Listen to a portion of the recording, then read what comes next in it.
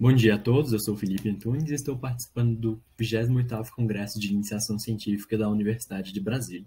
Meu projeto foi feito pela orientação da professora Isabela Marques Dourado, no Laboratório de Interação Patógeno Hospedeiros do Instituto de Biologia, e tem como tema a caracterização virtual de uma serina treonina fosfatase PP2C de Trypanosoma cruzi. O Trypanosoma cruzi é um protozoário e é agente etiológico da doença de Chagas. A doença de Chagas ela foi descoberta aqui no Brasil em 1909 por um médico que deu nome à doença, Carlos Chagas. É uma doença considerada neotropical negligenciada e a transmissão, antes se pensava que era limitada apenas às zonas rurais, já que é transmitida por inseto barbeiro.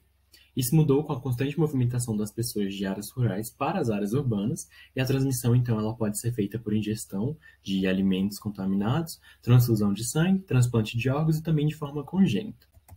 O parasita ele é transmitido para humanos através da picada de triatomíneos, de barbeiros. Esses animais eles possuem o hábito de defecar próximo ao local da picada, justamente por estarem cheios de sangue, e como o protozoário ele se aloja no intestino do animal, a porta de entrada para o protozoário no hospedeiro é através da introdução dessas fezes pela ferida, seja por coceira ou por outros movimentos involuntários do hospedeiro.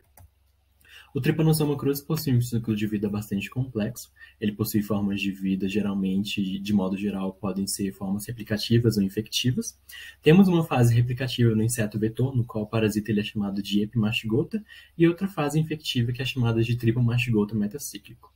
Quando o protozoário ele infecta a célula do hospedeiro, ele induz sua fase replicativa, chamada de amastigota, e se reproduz até romper a célula, e se diferenciar na forma infectante, chamada de tripomastigota sanguínea. Esse processo de diferenciação ele é chamado de amastigogênese, e estudos anteriores do grupo indicaram que proteínas fosfatases desempenham um papel importante na continuação do ciclo, fazendo dessas proteínas possíveis alvos terapêuticos. O objeto de estudo desse trabalho é uma proteína fosfatase PP2C. Essas proteínas elas são responsáveis por retirar um grupo fosfato de outras proteínas. No caso da proteína-alvo, ela retira um grupo fosfato de resíduos ou de serina ou de treonina. A família dessa proteína ela é metalodependente, ela depende de íons divalentes de magnésio ou manganês, e os estudos anteriores do grupo demonstraram que a proteína PP2C de Trypanosoma cruzi tem efeito ótimo a pH 7,5 com íons de manganês. Perdão. Como metodologia, foi analisada a sequência de aminoácidos da proteína. Essa sequência ela foi retirada do NCBI e feitas predições em sílico a fim de descobrir modificações pós-traducionais, se havia presença de peptídeo sinal e também presença de domínios da TCPP2C, utilizando softwares e sites como Expasy e MBA. Tivemos como resultado o domínio característico da família ppm de fosfatases, que são metalodependentes, e não houve predição de peptídeo sinal, e a única mudança pós-traducional predita foram 2 sítios de N-glicolização. Para a predição de uma estrutura tridimensional da proteína, já que ela não foi cristalizada e sua estrutura ela não é inteiramente conhecida, foram utilizados diversos softwares com diversas abordagens, como Swiss Model, iTester, TS Rosetta e o AlphaFold. Os resultados de predição eles foram passados por um software chamado MoleProbit e analisados por diversos parâmetros para identificar a confiabilidade na predição dessa estrutura. Para encontrar o sítio catalítico no qual o íon metálico faz a catálise da ligação, foi feito um alinhamento no Pymol com uma proteína fosfatase alfa de Homo sapiens. As duas proteínas elas compartilham semelhanças estruturais e notou-se que o sítio de 4-aspartatos na proteína humana se conservava na proteína do protozoário, porém em 4 resíduos de aspartato diferentes.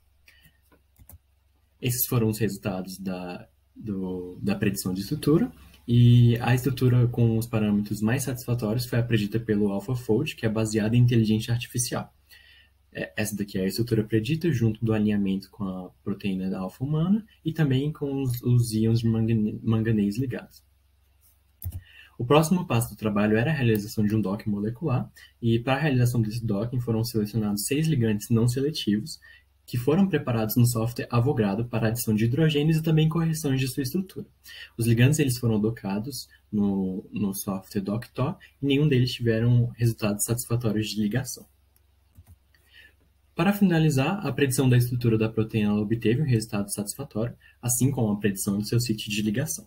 As moléculas selecionadas para um docking não obtiveram resultado satisfatório e por isso é necessário mais estudos utilizando outros ligantes. E mais estudos devem ser feitos para testar esses ligantes também in vitro.